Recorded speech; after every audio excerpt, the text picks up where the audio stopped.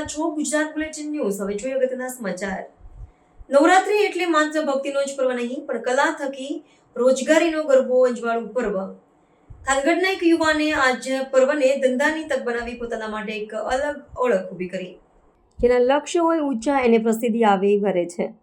થાનગઢમાં એક યુવાને આજ પર્વને ધંધાની તક બનાવી રોજગારી ઊભી કરી। અહીં માટીના ગરબા બનાવવામાં આવે છે, જે 3 ઇંચથી લઈને 12 ઇંચ સુધીના કદમાં તૈયાર થાય છે।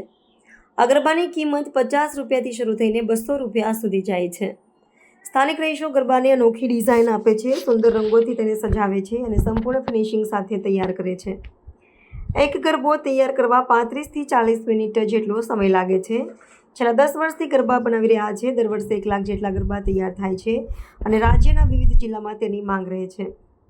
આ ગરબા માત્ર ઘરમાં જ સ્થાપન કરવા માટે નહીં, પરંતુ શહેરની ગરબી મંદિરો અને કાર્યક્રમોમાં પણ મૂકવામાં આવે છે।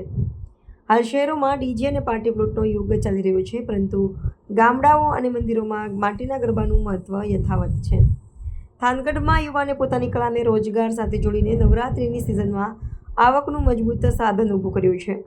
નવરાત્રિ એટલે માતાજીની ભક્તિ, રંગો અને આનંદનો પર્વ, અને સાથે સાથે રોજગારનું એક સશક્ત માધ્યમ પણ। આગામી તારીખ 22 સપ્ટેમ્બરથી નવલા નવરાત્રિનો શુભ પર્વ આવી રહ્યું છે।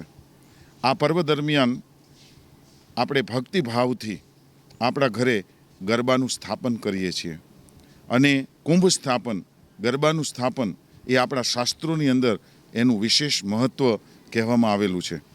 ખરેખર ગરબો શબ્દ એ ગર્ભ શબ્દ ઉપરથી આવેલો શબ્દ છે અને આ ગરબાનું જ ખરેખર મહાત્મ્ય છે। અને આ માટીના બનેલા જે ગરબાઓ હોય એની અંદર 27 છિદ્રો હોય છે।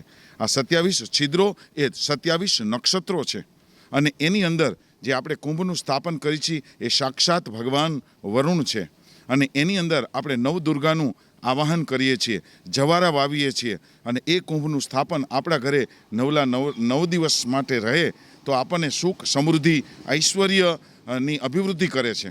એટલે દરેક જનોએ આ કલયુગની અંદર દિવસે દિવસે જ્યારે આ ગરબાનું મહત્ત્વ અત્યારે ઓછું થઈ રહ્યું છે, આજે દિવસે દિવસે ફિલ્મી ધારથી લોકો હવે ગીતો ગાવા લાગ્યા છે અને ગરબો માથે લઈ અને પહેલાં જે દીકરીઓ છે એ ઘરે ઘરે જતી, શેરીએ શેરીએ જતી અને ગરબા ગાતી, માતાજીના નામ બોલી અને દરેક ઘરે જઈ અને એ ઘરની અંદરથી કંઈક ને કંઈક ભેટ સ્વરૂપે એ દીકરીને, એ દુર્ગાને એ કંઈ આપવામાં આવતું।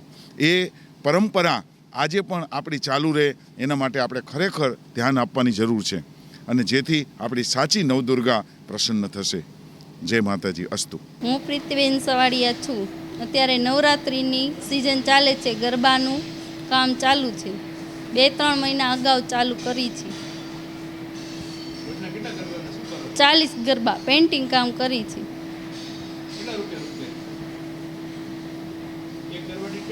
5 રૂપિયા મળે। મારું નામ ભાવેશ અવચરભાઈ વારેવડિયા છે। હું થાનનો રહેવાસી છું। અમે અહીંયા ગરબાની મજૂરી કામ કરી છીએ।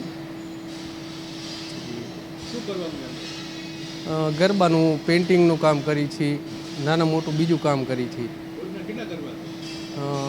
આશરે ગરબા 40-50 ગરબા થઈ જાય છે।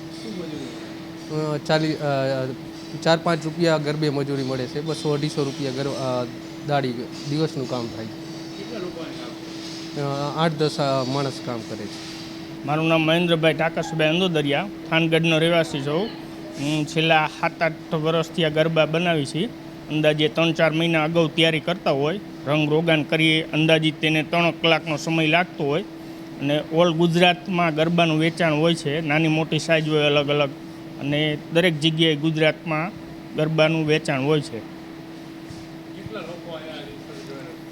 અમારા કારખાનામાં સામાન્ય 8-10 જણાની રોજીરોટી ચાલુ છે। ઓલ ગુજરાતમાં દરેક જગ્યાએ જાય છે।